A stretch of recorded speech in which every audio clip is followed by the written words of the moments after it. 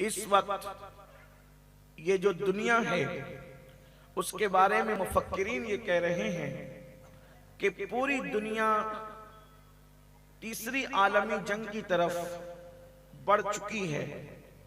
और बाज जो बहुत ज्यादा तेज दिमाग मुफक्किरीन हैं उनका कहना यह है कि तीसरी आलमी जंग शुरू हो चुकी है।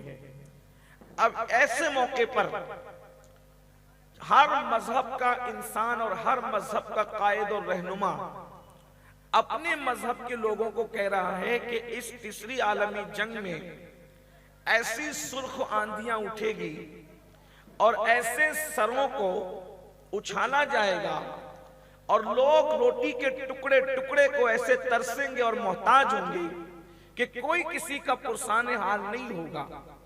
पहली आलमी जंग और दूसरी आलमी जंग को देखने के बाद तीसरी आलमी जंग के नतायज क्या होंगे ये हर पढ़ा लिखा इंसान महसूस कर रहा है। ऐसे हालात और ऐसे माहौल में मैं कोई डर और खौफ की बात करने की बजाय, मैं कोई लड़ाई झगड़े और फितने की बात करने की बजाय, आजमाइश की बात करने की बजाय आज मैं अपने मुसलमान भाइयों को और सिर्फ मुसलमानों को नहीं बल्कि दुनिया के दूसरे तमाम इंसानों को ये बात बता देना चाहता हूं कि एक तीसरी आलमी जंग का जो है वो गोया के ऐलान हो चुका, बल्कि शुरुआत हो चुकी। ऐसे तूफान में जबकि आप महसूस करें कि पहली आलमी जंग और दूसरी आलमी जंग के मौके पर हथियार इस कदर जो है वो तरक्की याफ्ता न थे, आज जिस तरीके से हथियार तरक्की याफ्ता हैं, अब ऐसे माहौल के अंदर वो कौम जिसे मुसलमान कहते हैं, जिनका हाल बेचारों का ये है, जिस तरह बकरियां और जिस तरह भेड़ें भोली भाली होती हैं, मैं समझता हूं कि आज की तारीख में मुस्लिम उम्मा उन भेड़ों से और बकरियों से ज्यादा भोलेपन का शिकार है। मैं उनको जानवर से तशबीह नहीं दे रहा हूं बल्कि भोलेपन की बात कर रहा हूं। बहुत भोली है मेरी कौम, अल्लाह अकबर, इतनी भोली कि किसी के शोबते पर अल्लाह अकबर कुर्बान हो जा रही है, इतनी भोली कि किसी के खौफ और किसी की धमकी पर ढेर हो जा रही है। हालात ये हैं, न इनके पास न कोई इल्म का मंसूबा है, न इनके पास कोई मुस्तकबिल का मंसूबा है, न इनके पास अपनी बेटियों को आकी आबरू बचाने का मंसूबा है, न इनके पास आने वाले दौर के अंदर जो हालात पेश आएंगे उनसे निपटने का मंसूबा है। अब आप मुझे बताएं, जब इस कौम के पास कुछ है ही नहीं, जिनके पास बहुत कुछ है वो तबाह और बर्बाद होंगे तीसरी आलमी जंग में, तो जिसके पास कुछ है ही नहीं उनका क्या हाल होगा। लेकिन मेरे पास एक ऐसा नुस्खा मौजूद है, नुस्खा एक कीमिया मौजूद है, हमारे पास एक ऐसी दौलत मौजूद है, अगर आप उससे सरशार हो जाएं तो इंशाअल्लाह ये कादरी फकीर अपने रब पर भरोसा करते हुए आज मिलाद की इस महफिल में आपको जमानत देता है कि किसी के सर रहे या न रहे लेकिन तुम्हारे सर सलामत रहेंगे, किसी की आबरू रहे न रहे तुम्हारी आबरू सलामत रहेगी, किसी के घर सलामत रहे न रहे तुम्हारे घर सलामत रहेंगे, किसी के बच्चे सलामत रहे न रहे तुम्हारे बच्चे सलामत रहेंगे। याद रखना, पूरी दुनिया एक तरफ हो जाए और तुम एक तरफ रहो, तुम्हारा कोई कुछ बिगाड़ न सकेगा। बस काम इतना करना है, एक काम कि तुम अल्लाह के रसूल के करीब उनके कदमों में आ जाओ, उनसे अपनी निस्बतों को मजबूत कर लो, अपने बाप से ज्यादा उनकी मोहब्बत को दिल में बसा लो, अपनी औलाद से ज्यादा उनकी मोहब्बत को अपने दिल में बसा लो, अपनी औलाद से ज्यादा, बीवी से ज्यादा, बच्चों से ज्यादा, वतन से ज्यादा, हुस्न से ज्यादा, जमाल से ज्यादा, कमाल से ज्यादा, इल्म से ज्यादा, इबादत से ज्यादा, तकवे से ज्यादा, परहेजगारी से ज्यादा, सबसे ज्यादा उनका इश्क अपने दिलों में बसा लो। खुदा की सबकी कसम, आंधियां आएगी और गुजर जाएगी लेकिन तुम्हारा कुछ बिगाड़ न सकेगी।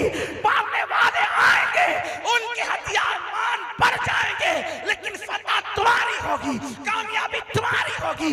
वल्लाह इश्क मुस्तफा वो हथियार है कि अगर बिलाल जैसे निहत्ते को मिल जाए तो लोग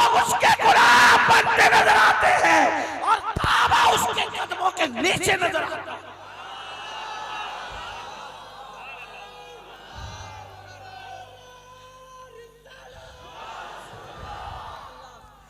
एक जरूरत है, कोई कहानी किस्सा नहीं, कोई आपके जज्बात से खेलना नहीं, एक सच्ची दावत है। आओ उनके कदमों से वाबस्ता हो जाएं, आओ उनसे इश्क करें। मैंने दो जुमले कहे, इल्म से ज्यादा, तकवे से ज्यादा, इबादत से ज्यादा। कुछ लोगों के दिल में ख्याल गुजरा कि इबादत से ज्यादा उनसे प्यार कैसे करें, तवज्जो फरमाएं। कुछ लोगों के दिल में ख्याल गुजरा इबादत से ज्यादा उनसे प्यार कैसे करें।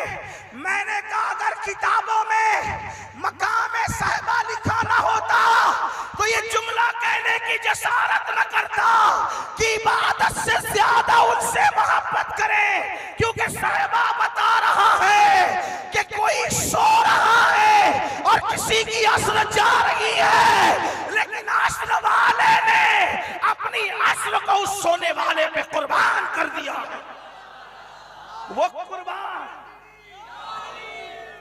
वो कुर्बान करने वाला कोई देहात का जाहिल और अनपढ़ नहीं था। वो कुर्बान करने वाले को बाबे मदीनतुल इल्म सैयदुस सादात अली मुर्तजा कहते हैं, और जिस पे कुर्बान हो रही थी उसको मोहम्मदुर रसूलुल्लाह कहते हैं। फिर उससे बढ़कर जो अजीम चीज है, इबादत से बढ़कर जान की बारी आती है। अल्लाह अकबर। कोई इबादत उन पे कुर्बान करे, कोई जान उन पे कुर्बान करे। गार में कोई जान कुर्बान इस तरह कर रहा है कि सांप डस रहा है, डस रहा है, डस रहा है, और कोई जान कुर्बान कर रहा है। हालांकि मसला है कि अगर इबादत और जान दोनों आमने सामने हो तो इबादत तोड़कर जान बचाई जाए। इबादत वाले ने इबादत कुर्बान की, जान कुर्बान करने वाले ने जान कुर्बान की। जिसने जान कुर्बान की उसको अफजलुल बशर बादल अंबिया बित्ताकीक अबू बकर सिद्दीक कहते हैं, और जिसने कुर्बान की उसको मोहम्मदुर रसूलुल्लाह कहते हैं। अहले सुन्नत का इमाम इस पूरे कज़िये को, किस्से को, मुकद्दमे को इस तरह बयान करता है और बताता है। अल्लाह अकबर फरमाते हैं, बल्कि अपने आका की बारगाह में अर्ज करते हैं, मौला अली ने वारी तेरी नींद पर नमाज। विरावल वालों, मैं कोई खतीब आदमी नहीं कि आपको बार बार कहूं कि बोलो सुभान अल्लाह, नहीं।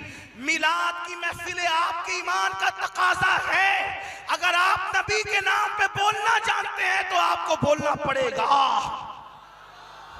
बल्कि मैं तो लोगों को कहता हूं कि जब नबी की शान बयान होती है तो अल्लाह भी सुभान अल्लाह कहता है। जिसके जिक्र पर अल्लाह भी सुभान अल्लाह कहे, उस पर मेरी सुन्नी कौम, जिसको मैं तीसरी आलमी जंग में बचाने की बात कर रहा हूं, वो सुभान अल्लाह भी नहीं कह सकती। और ये मैं बार बार नहीं कहूंगा क्योंकि मैं खतीब आदमी नहीं, इतनी हिम्मत मेरे अंदर नहीं है। हमारी जमात के जो खुतबा हैं वो कहते हैं, अभी अल्लामा सरफराज साहब, अल्लामा हसन साहब मोहब्बतों का इजहार कर रहे थे, मुझ पर घड़ो घड़ो पानी गिर रहा था, ये बुजुर्ग लोग क्या कह रहे हैं, लेकिन फिर इसलिए चुप बैठा था कि अल्लाह वालों की जबान से जो बात निकलती है वो दुआ बन करके कबूल होती है। मैं कुछ नहीं, मेरी औकात कुछ नहीं।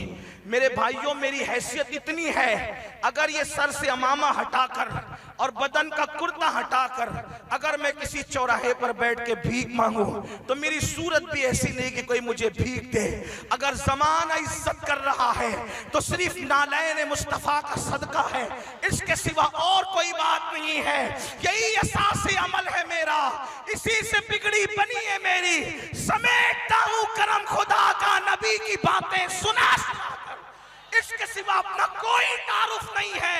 अपना सबसे बड़ा तारुफ ये है कि मनम सगे सगाने मुहम्मदुर रसूलुल्लाह, बस इससे बढ़कर अपना कोई तारुफ नहीं है। अल्लाह अकबर। लेकिन दुआ करता हूं अल्लाह इनके जुमलों को मेरे हक में दुआ बना के कबूल करे। मैं आपसे अर्ज करना चाह रहा था, अल्लाह अकबर। इमाम उसका बयान करते, मौला अली ने वारी तेरी नींद पर नमाज, और वो भी असर जो सबसे आला खतर की है। असर कैसे आला खतर की है? तवज्जो है आपकी। असर कैसे आला खतर की है? हदीस पाक में आता है जो असर छोड़ दे उसके अमाल सब बर्बाद हो जाते हैं। इतनी कीमती है असर। सूफिया किराम कहते हैं असर का वक्त सूफिया के लिए शबे कद्र का दर्जा रखता है। जैसे लोग शबे कद्र को अहमियत की निगाह से देखते हैं, वो वक्त असर का सूफिया के नजदीक शबे कद्र का दर्जा रखता है। सूफिया फरमाते हैं हमारे लिए असर का वक्त ईद से कम नहीं होता, ईद से कम नहीं होता, वो असर है। अरे जब सूफिया इतनी कदर करते हैं तो सैयदुस सूफिया जिसके कदमों से तसव्वुफ की खैरात मिला करती है, उस अली के नजदीक असर कितनी अहमियतों की हामिल होगी। लेकिन कुर्बान कर दिया। मैं लंबी नहीं करना चाहता, असल उन्वान की तरफ आना चाहता हूं। मौला अली ने वारी तेरी नींद पर नमाज, वो भी असर जो सबसे आला खतर की है। सिद्दीक बल के गार में जा उन पे दे चुके।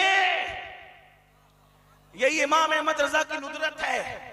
वो जो बात करते इस लहजे में करते, सिद्दीक बल के गार में जा उन पे दे चुके, और हिफ्ज़ जा तो जान फरूज़ो गरर की है, और तूने उनको जान उन्हें फेर दी नमाज, पर वो तो कर चुके थे जो करनी बशर की है। और मसलक अपना ये सामने आता है, साबित हुआ कि जुमला फराइज़ फुरूज़ है, अस्ल उसूल बंदगी उस ताजवर की है। अस्लुल उसूल बंदगी उस ताजवर की है। अब बताओ मुझे, मैंने कहा तीसरी आलमी जंग, तवज्जो करना, कितने भी दुश्मन आ जाएं तुम महफूज रहोगे, शर्त है कि उनके कदमों में आ जाओ। लोग कहते हैं अमीनुल कादरी वो कैसे? मैंने कहा इतने बड़े दुश्मन ने 70 मरतबा डंक मारा मारा मारा मारा, अबू बकर बचे कैसे? क्योंकि नबी के कदमों में थे, खुदा ने जिंदगी अता।